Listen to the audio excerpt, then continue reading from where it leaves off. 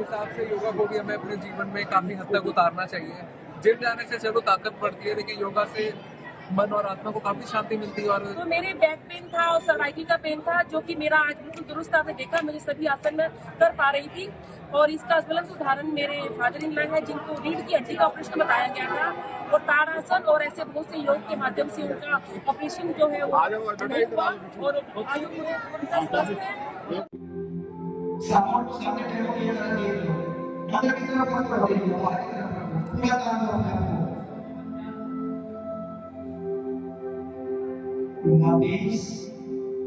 एक बार इसी प्रक्रिया को पूरा दोहराएंगे। उठाओ, हाथों को पूरा तान दो, हथेलियां बाहर की तरफ, बहुत, और श्वास को छोड़ते हुए नीचे। ये अंदाज को करना है। उठाओ अपना, गर्दन को पीछे की तरफ करें, आसमान को देखने की कोशिश करें। चार तरह से भुजंगासन करते हैं कमर में, एक ही व्यास करना है। रिलैक्स 30 से 40 डिग्री रिलैक्स। नहीं पकड़ सकते तो अपने हाथ नीचे रख लीजिए, कमर को उठाओ, कमर को, हाँ बहुत अच्छा व्यास है।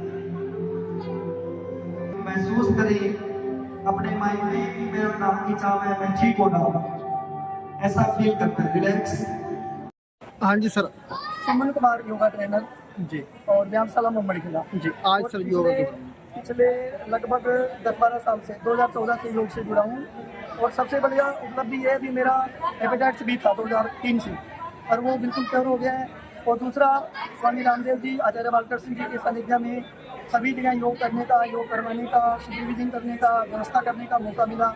और आज यहाँ का जो रानिया का माहौल देख के, पिछले साल भी यहाँ योगा डे में मैंने ही करवाया था, जो भी डेमो दिया था, तो अद्भुत है, बहुत अच्छा लगा। सभी लोगों ने बड़ा सहयोग किया, खास करके यहाँ का जो स्टाफ है, चाहे वो किसी भी डिपार्टमेंट का है, सब बड़ा सहयोग किया। तहसीलदार साहब खुद शाम को राउंड लगाने आए, कहते थोड़ा मौसम चेंज है, थोड़ा ध्यान रखना होगा, लेकिन सारी व्यवस्था समुचित रूप से पूरी हो पाई।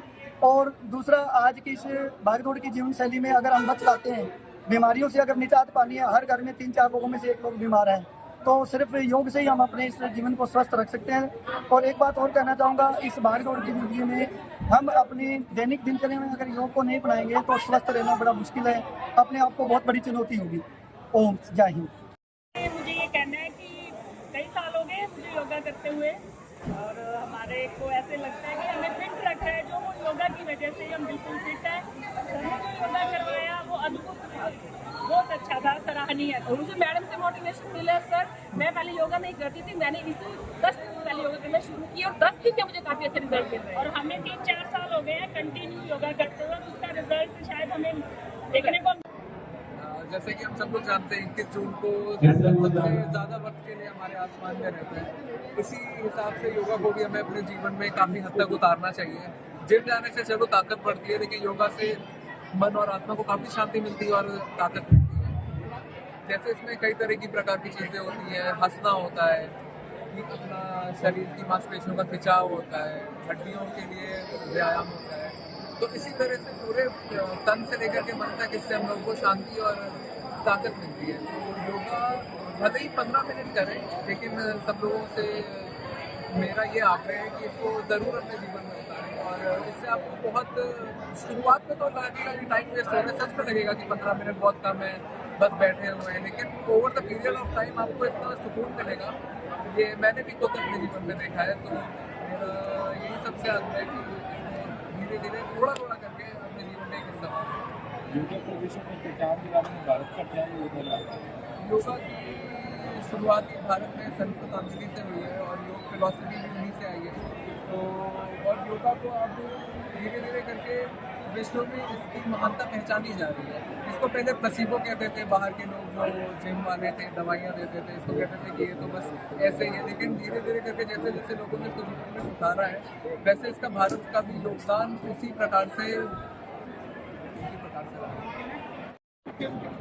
आज इस अंतर्राष्ट्रीय योग दिवस पर मैं सबसे पहले अपने पूरे देशवासियों को बधाई देना चाहती हूँ। एक शिक्षिका होने के नाते हमारे विद्यालयों के अंदर प्रतिदिन योग के महत्व के बारे में बताया जाता है और इसका ज्वलंत उदाहरण, हालांकि पिछले 10 वर्षों से अंतर्राष्ट्रीय योग दिवस मनाया जा रहा है, बट मैं और मेरे जैसे बहुत सारे शिक्षक हैं जो केवल योग दिवस के अंदर ही योग तो करते हैं और इसको एक मजबूरी मानते हैं। तो मेरा सबसे अनुरोध है, इसे मैंने केवल 10 दिन का शिविर अटेंड किया है और हम लोग उसको ऑर्गेनाइज भी कर पा रहे हैं। तो मेरे बैक पेन था और सर्वाइकल का पेन था, जो कि मेरा आज बिल्कुल दुरुस्त आपने देखा, मुझे सभी आसन में कर पा रही थी। और इसका ज्वलंत उदाहरण मेरे फादर इन लॉ है, जिनको रीढ़ की हड्डी का ऑपरेशन बताया गया था और ताड़ासन और ऐसे बहुत से योग के माध्यम से उनका ऑपरेशन जो है वो नहीं हुआ और आज वो पूरे स्वस्थ है। तो मेरा पूरी महिला समाज से विनम्र निवेदन है कि वो योग को अपनाएं, क्योंकि उनको फिजिकली काम करने के साथ साथ मेंटली स्ट्रेस रहता है। तो आज ऐसे बहुत से जो नए आसन, जो आसन पहले नहीं जानते थे, योगाचार्य ने सिखाए, वो हमें योग के माध्यम से हमें मेंटली स्ट्रेस, क्योंकि आजकल मेंटली स्ट्रेस बहुत ज़्यादा है, तो बच्चों को भी योग करना चाहिए। ये देखो छोटी सी बच्ची मेरे साथ है, ये बच्ची भी योग के लिए आई है, तो ये बच्ची आपको देखो योग के बारे में बताएगी। अच्छा लगा बेटा? करो योग, रहो निरो।